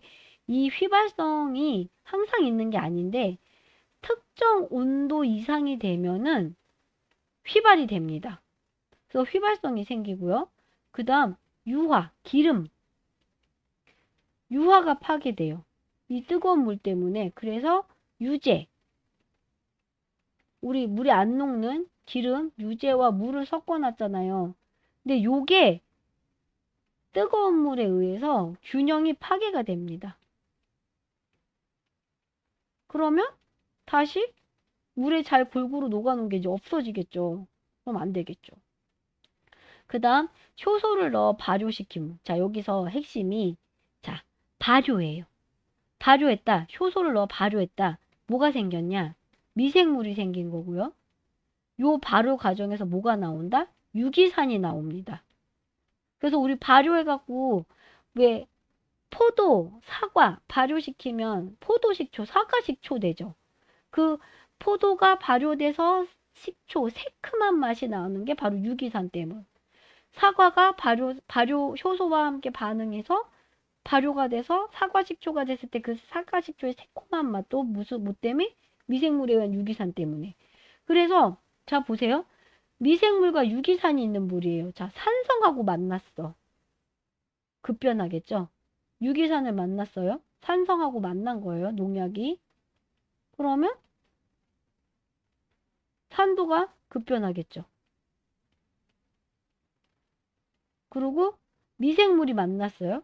미생물이 농약의 그 화학 구조를 보면서 이거 내 밥인가 봐 하고 먹이인 줄 알고 분해시켜 버린대요. 그래서 pH 산도가 농약에 비해서 산도가 급변되는 이런 거, 그러니까 물리적 불순물이 생겨버리게 되는 일이 일어나게 됩니다. 그래서 정답은 4번 물의 온도가 높지 않은 일반적인 물로 살포액을 제조하셔야 합니다. 26번 농약 살포액의 제조 방법 중 가장 일반적으로 많이 사용하는 방법은? 정답은 1번 배액 조제법이에요. 배액 조제법이 뭐야? 그럼 배액 몇 배? 몇 배라는 거예요. 500배, 1000배, 희석. 이런 문제 우리 봤죠? 500배 희석, 1000배 희석. 이 배액 조제법입니다. 그래서 얘는 원액을 몇 배로 늘려서 섞는 방법을 배액 조제법이라고요. 이게 현장에서, 그 현장이 어디예요? 우리 농부들이 일하는 농장이잖아요. 우리 논하고 밭에 가장 정확하고 간편하게 쓸 수 있는 조제법입니다. 그럼 퍼센트액 조제법은? 자, 이거는 몇 퍼센트, 이 퍼센트액이거든요. 얘는 실험실이나 정말 정밀하게 방제할 때, 정밀 방제 시 쓰는 방법이어갖고, 이거 퍼센트액 조제하려면 우리 뭐 풀어야 되냐면요. 그 탄소 체인, 그 다음 분자량, 이런 거 계산해갖고, 분자량 뭐 K가 19, 뭐 이런 거 기억나실 거예요. 뭐 질소가 뭐 23, 뭐 각각 분자량 요거 더해갖고 뭐 수소가 1, 막 이런 거. 이거 가지고 분자량 계산해서 내가 몇 퍼센트 해야 돼? 라고 계산을 해야 되는 건데, 이걸 농부가 현장에서 어떻게 합니까? 실험실 정밀 방제 쓰기 때문에 아니고요. 비중 조제법은 이제 무게 차이로 이제 하는 건데, 물의 비중이 1이면 이제 물의 비중이 1일 때 물 비중을 1로 뒀을 때 이 1보다 무거워? 이 1보다 가벼워?를 가지고 조제를 하는 거래요. 근데 이건 보통 어디에 쓰냐?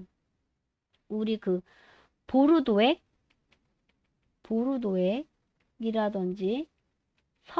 석회유황 합제 같은 광물성 농약을 제조할 때 쓰는 제조법이라고 합니다. 잘 우리는 안 쓰겠죠. 그럼 ppm 조제법은? 이거는 이제 이 ppm이잖아요. 이거 극소량이라는 뜻이에요. 아주 적응량을 쓴다라는 얘기인데 뭐를 극소량을 써? 이러면 그게 바로 식물 생장 조절제를 사용할 때 쓰는 조제법입니다. 식물 생장 조절제 호르몬이죠. 호르몬은 많이 쓰면 안 돼요. 극소량으로 쓰게 되죠. 그래서 정답은 1번 배액 조제법입니다. 배액 몇 배 희석, 1000배 희석, 100배 희석 하는 요 희석법이에요. 27번 다음 농약의 사용법에 대한 설명 중 적당하지 않은 것은? 정답은 1번 농약을 뿌릴 때는 바람을 안고 마스크를 쓴다. 자, 여러분 농약을 뿌리고 있는데 바람이 내 쪽으로 와. 뿌린 농약이 다 내 몸에 닿아. 바람을 안고 가면 농약이 농부 몸에 다 닿습니다. 막 다 몸에 다 닿겠죠. 이러면 농약을 뒤집어 쓴 꼴이잖아요, 농부가. 그래서 절대 농약을 뿌릴 때는 바람을 안는 게 아니고 바람을 등지고. 그래서 바람이 앞에서 이렇게 불어온다. 그러면 몸을 돌리셔야 돼요. 몸을 돌려서 바람이 부는 방향으로 약이 같이 쫓아서 날아갈 수 있게 농부는 바람을 등지고 마스크 쓰고 뿌리셔야 합니다. 나머지 농약을 다룰 때는 고무장갑 착용하셔야 되고요. 방제복 착용하셔야 됩니다. 그리고 제초제를 사용한 후에는 방제기구를 세척하도록 하세요. 그러니까 나머지는 다 적당한 설명입니다. 다음 보기의 특성을 갖는 농약 살포기는? 자, 정답은 3번 동력 분무기에 대한 설명이거든요. 자, 일단 여기서 포인트가 있어요. 동력 분무기는 논, 밭, 과수원 등의 광범위하게 이용이 됩니다. 논박, 가손 다 쓴다는 얘기죠. 그 말은 가장 많이 쓴다는 거죠. 그리고 사람이 등질수, 그러니까 그러니까 용량이 리터예요. 25리터. 분당 25리터씩 쫙 뽑는데요. 그럼 이거는 사람이 질 수 있는 건 아니죠. 질 수 있는 양은 아니에요. 많아요. 그리고 하루 면적이 10헥타르래요. 이것도 범위가 넓어요. 그리고 공동 방제에 적합하고 원거리 노즐, 즉 여기서 원거리에서 저 멀리 이렇게 칙 해서 이렇게 요 앞에서 이렇게 칙칙칙 뿌린다가 아니고 이렇게 여기 농부가 이렇게 서 있으면 이렇게 원거리 노즐로 이렇게 뿌려서 작업 능률이 높다. 그래서 정답은 3번 동력 분무기입니다. 나머지 배부식 분무기는 이게 우리가 보통 쓰는 수동 전동 분무기예요. 우리 등에 보침 뜨듯이 메고 쓰는 거 있잖아요. 농부가 이렇게 등에 이렇게 메고 이렇게 약통에다가 하고 이렇게 달린 거 옆에서 이게 버튼 이렇게 꼭꼭꼭 누르면 여기서 약이 픽픽픽 나가는 그거. 요게 배부식 분무기고요. 동력 살 분무기는 가루, 그러니까 분재죠. 가루나 밀입자를 쏘는 분무기입니다. 그리고 고성능 분무기를 우리 보통 SS라고 부르는데 SSD라고 부르는데 얘가 언제 쓰이냐? 얘는 과수원 전용이에요. 그래서 특수 용도죠. 특정 용도로 쓰이고 있고 그 다음에 사양 자체도 동력 분무기에 비하면 훨씬 더 높은 사양을 갖고 있습니다. 그래서 뿌리는 압력도 높고요. 그리고 뿌려서 뿜어지는 그 높이라고 그러나요? 이렇게 약을 이렇게 쫙 뿌렸을 때 이렇게 쫙 올라가는, 그래서 과수원에 이렇게 높은 나무에 뿌리기가 좋은 그런 고성능 분무기가 SS기입니다. 29번 볼게요. 다음 중 농약 혼용에 따른 이점이 아닌 것은? 자, 농약 혼용. 농약을 같이 쓰는 거예요. 다른 A라는 농약과 B라는 농약을 섞어서 쓰는 거예요. 이걸 섞었을 때 따르는 좋은 점. 자, 일단 농약 혼용 A와 B를 왜 섞냐? 1. 약효가 오래가거나 약효를 오래가게 하거나 아니면 여러 효과를 한 번에 보려고 한 번에 보기 위해서 A와 B를 섞어서 씁니다. 자, 그러면은 아까 이거 앞단 문제에서 나왔었거든요. 농약에 따른 구비 조건이 아닌 것은 했을 때 농약은 혼용할 수 있어야 된다라고 4번에 나왔었어요. 정답으로. 아니. 구비 조건으로. 그래서 정답은 1번. 3번. 독성 경감 및 약효 기간 단축은 안 하는 거예요. 이런 효과가 나타나면은 A와 B는 섞어 쓰면 안 돼요. 독성을 경감시키고 약효 기간 단축시키는 건 결국엔 A와 B를 섞어 써서 이점을 얻으려고 했는데 이거는 지금 단점이잖아요. 그럼 절대 쓰면 안 되는 거죠. 그래서 농약 혼용은 병해충을 동시에 방지할 수 있고요. 그러니까 예를 들어서 살균제와 살충제를 섞어서 쓴다든지 이러면 동시에 병원균도 잡고 벌레 해충도 잡겠죠. 그 다음 약해 경감 및 약효 상승. 자, 약해 피해보는 건 좀 줄이고 약효는 시너지를 내서 상승시키고 싶을 때. 그리고 4번 노동력 부족에 따른 생력화. 자, 생력화라는 뜻이 노동력을 줄이다라는 뜻이에요. 노동력을 줄인다. 즉 A와 B 각각 치면 2번 뿌려야 되는 거잖아요. 2번 뿌릴 걸 한 번에 뿌리는 거죠. 한 번에 끝. 그래서 정답은 3번입니다. 30번. 노동력을 정감하기 위하여 약재를 혼용하면 좋다. 그쵸? 다음 중 혼용하면 안 되는 것은? 자, 아까 혼용하면 안 되는 거. 독성 경감 및 약효 지속 시간이 단축되는 조합이 뭐냐라고 묻는 거예요. 정답은 2번 블라스티딘 S와 카타파이드로클로라이드라는 이 두 가지의 약재를 혼용하면은 안 됩니다. 이게 왜 안 돼? 라고 하시면 볼게요. 여러분 일단 여기에 핵심은 누구냐면 얘예요. 블라스틴 S 요 놈이거든요. 블라스틴 S 요거 우리 기출문제 풀 때 나왔었어요. 기억이 나실지는 모르겠지만 우리가 이 문제를 풀었었거든요.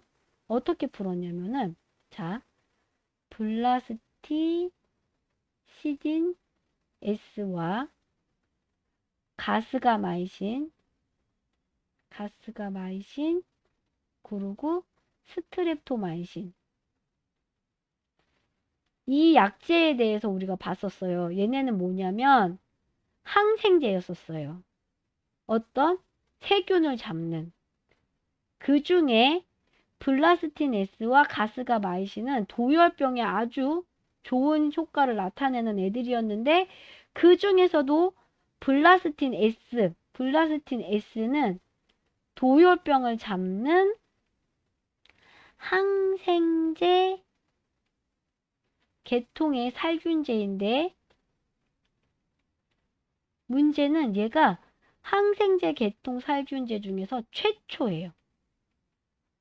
최초로 나온 항생제 계통의 살균제로서 그 당시 나왔을 때 도열병을 정말 드라마틱하게 잡아갖고 아주 그냥 혁명이라고 불릴 정도로 나왔던 애가 바로 이 블라스티시딘 S라는 최초로 나온 항생제 계통 살균제인데, 그러니까 즉 1세대라는 얘기죠. 이 1세대 항생제 살균제는 문제는 이 카타파이드로드 즉 살충제 즉 산성이죠. 얘를 만나면 화학 반응을 일으켜버려요. 그래서 화학 반응을 일으킨다는 얘기는 뭐다? 약효가 떨어진다는 얘기죠.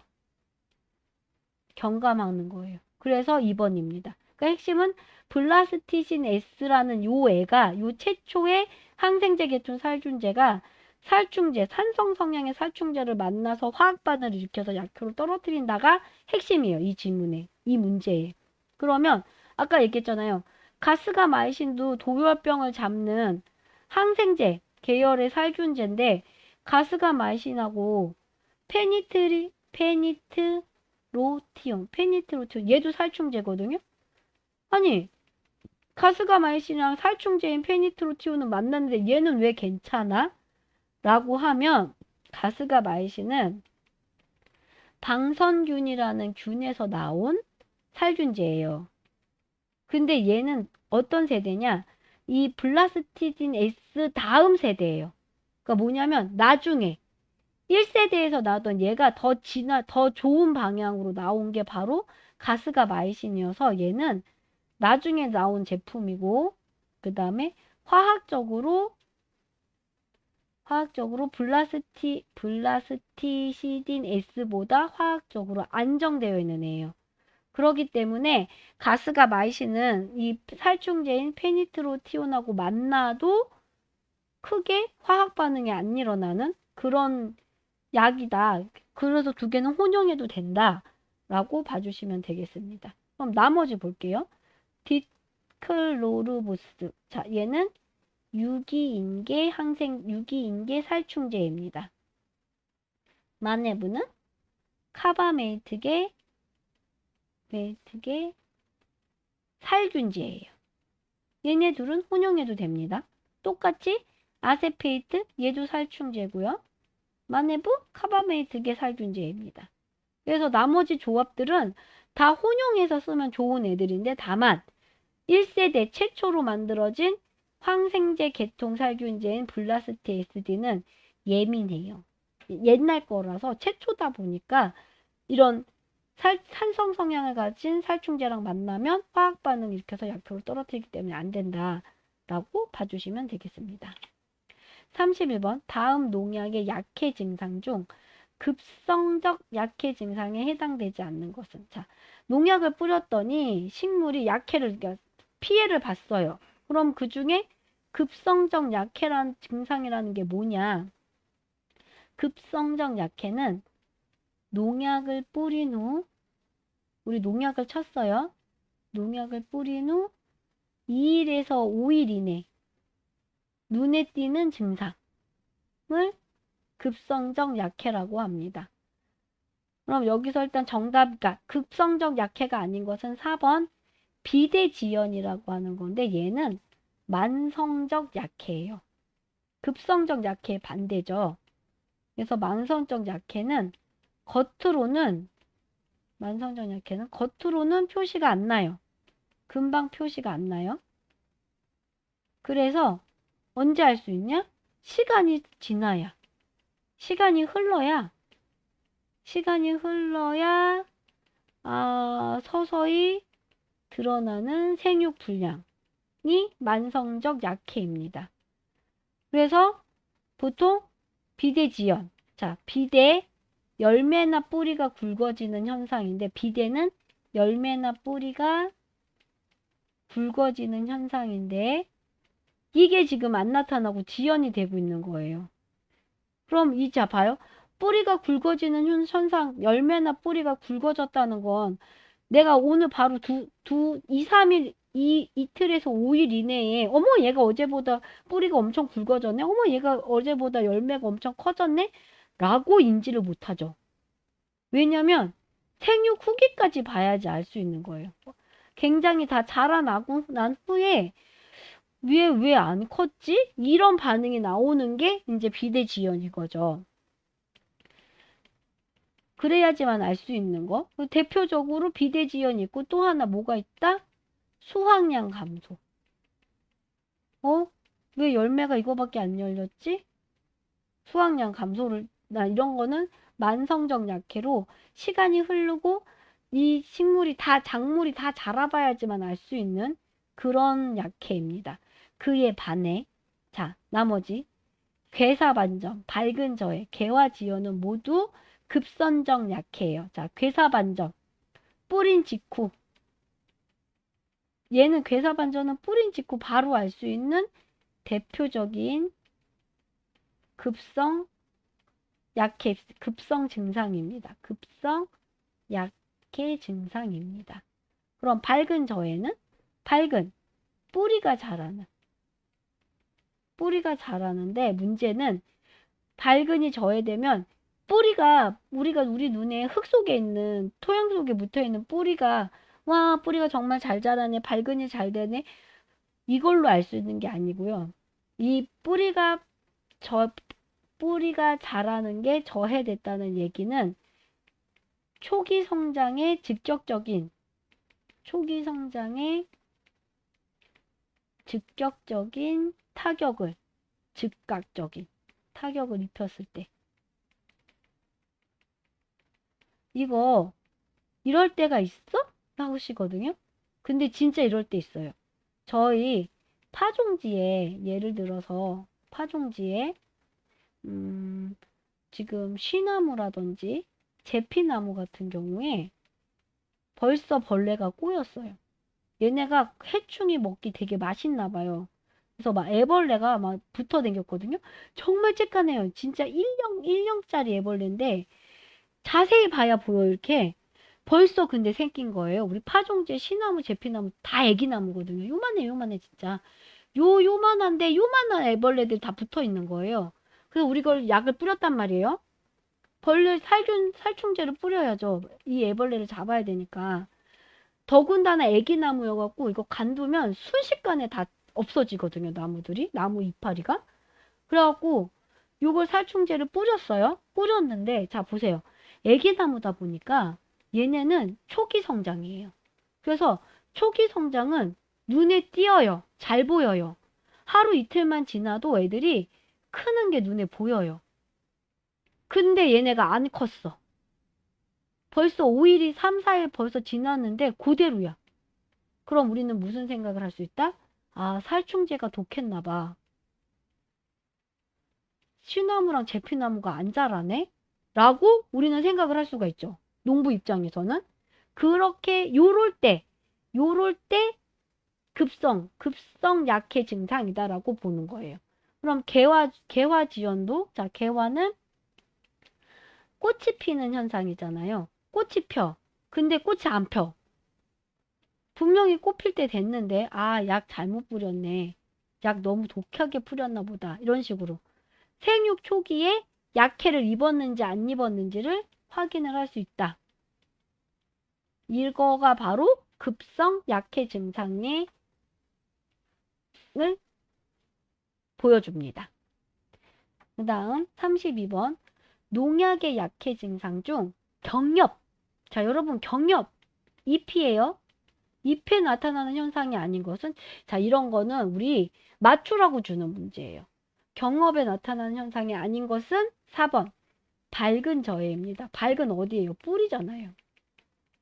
그래서 정답은 4번이에요. 백화 입이 하얘졌어. 괴사 입이 죽었어. 낙엽, 기형입 둘 다 입이죠. 그래서 정답은 4번 밝은 저해입니다. 33번 작물의 특성에 따른 약해의 원인이 아닌 것은, 작물의 특성이에요. 내가 키우고 있는 작물 특징 1. 작물의 감수성. 그쵸? 2. 잎 표면의 형태. 그쵸? 이게 오이냐 호박이냐 고추냐에 따라서 잎 표면이 달라지죠. 3. 농약 농도. 자, 정답은 3번입니다. 농약 농도는 작물하고 아무 사용 없죠. 왜? 농약 농도도 누가 결정합니까? 농부가 결정하죠. 농부가, 사용자가 이 농약을 아까처럼 우리 아까 밭에 이 우리 파종지 제피나무 이 살충제 뿌릴 때, 아, 야, 지금 벌써 나오면 어떡하냐. 우리 빨리 죽여야 되니까 약을 좀만 더 넣어서 쳐보자. 누가 결정했어요? 농부가 결정했죠. 시나무나 제피나무나 애벌레가 결정한 거 아니에요? 농부가 결정한 거라서 정답은 3번입니다. 재배 조건 및 생리적 특징. 맞죠?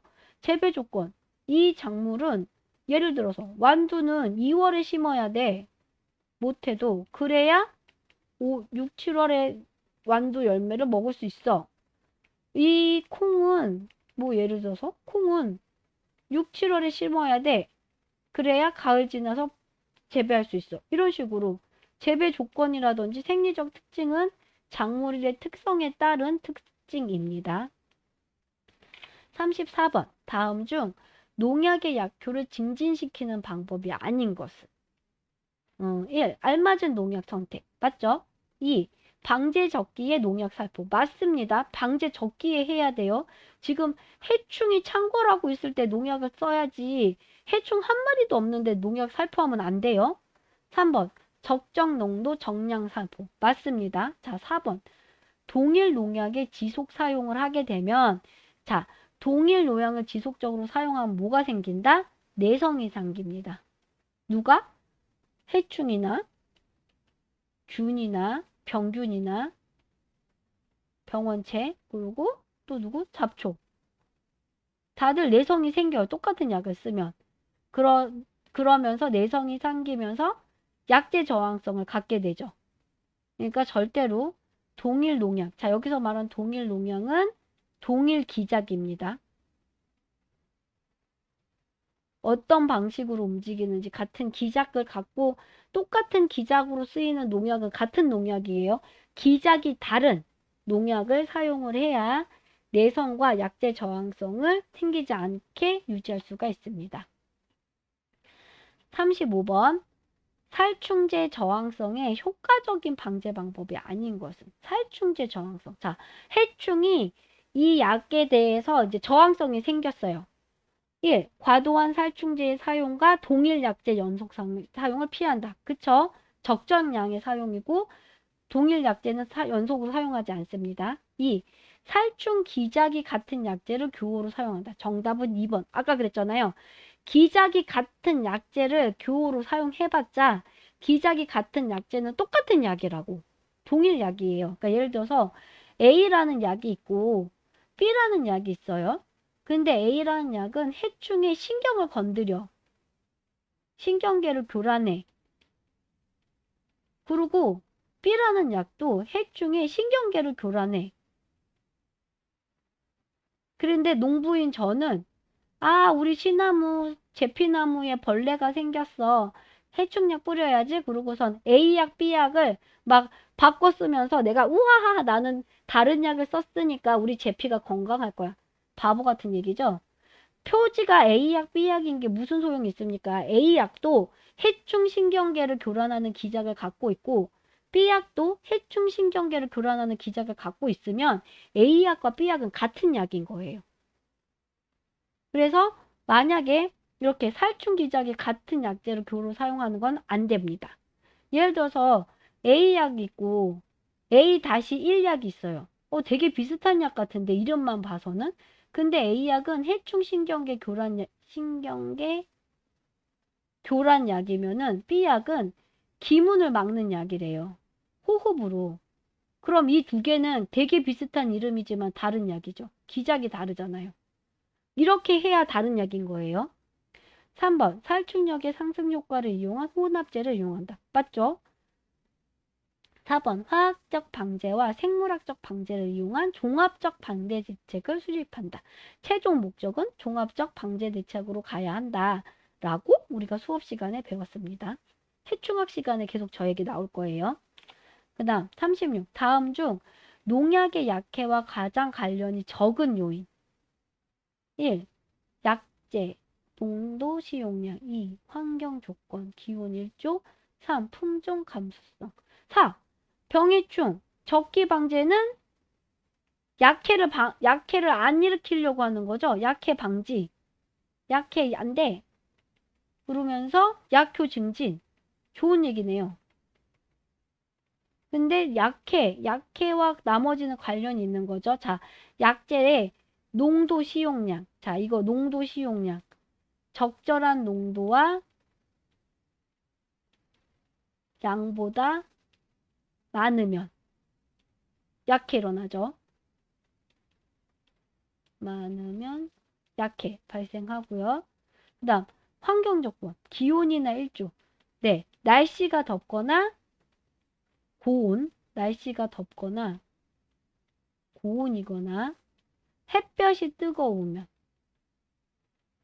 햇볕이 뜨거우면 이건 강광이면 이때는 그 이런 약해를 받는다고 합니다. 그래서 약은 고온기에는 뿌리면 안 돼요. 3번 품종 감수성. 뭐냐면 그 약해를 잘 받는 식물이 있어요. 유독 약해를 잘 받는 예민한 품종이 있습니다. 이런 애들은 어쩔 수 없죠. 약해를 받을 수밖에. 그래서 정답은 4번 병해충 적기 방제는 약해를 방지하고 약효를 증진시키는 방법입니다. 이렇게 해서 이 파트 1까지 풀었어요. 이제 뭘 풀 거냐면 이 파트에 이제 계산 문제를 풀어야 되거든요. 제가 이렇게 1번, 2번, 3번, 4번, 5번 해갖고 이제 우리가 살포를 할 때 희석 농도 계산식 문제를 저희 수험서 교재에 있는 문제를 갖고 왔거든요. 근데 여기서부터는 제가 다시 녹화를 하거나 내일 다시 스터디를 이어서 진행을 해보도록 하겠습니다. 일단 제 컨디션 보고 진행해 보도록 할게요. 학우님들 고생 많으셨어요.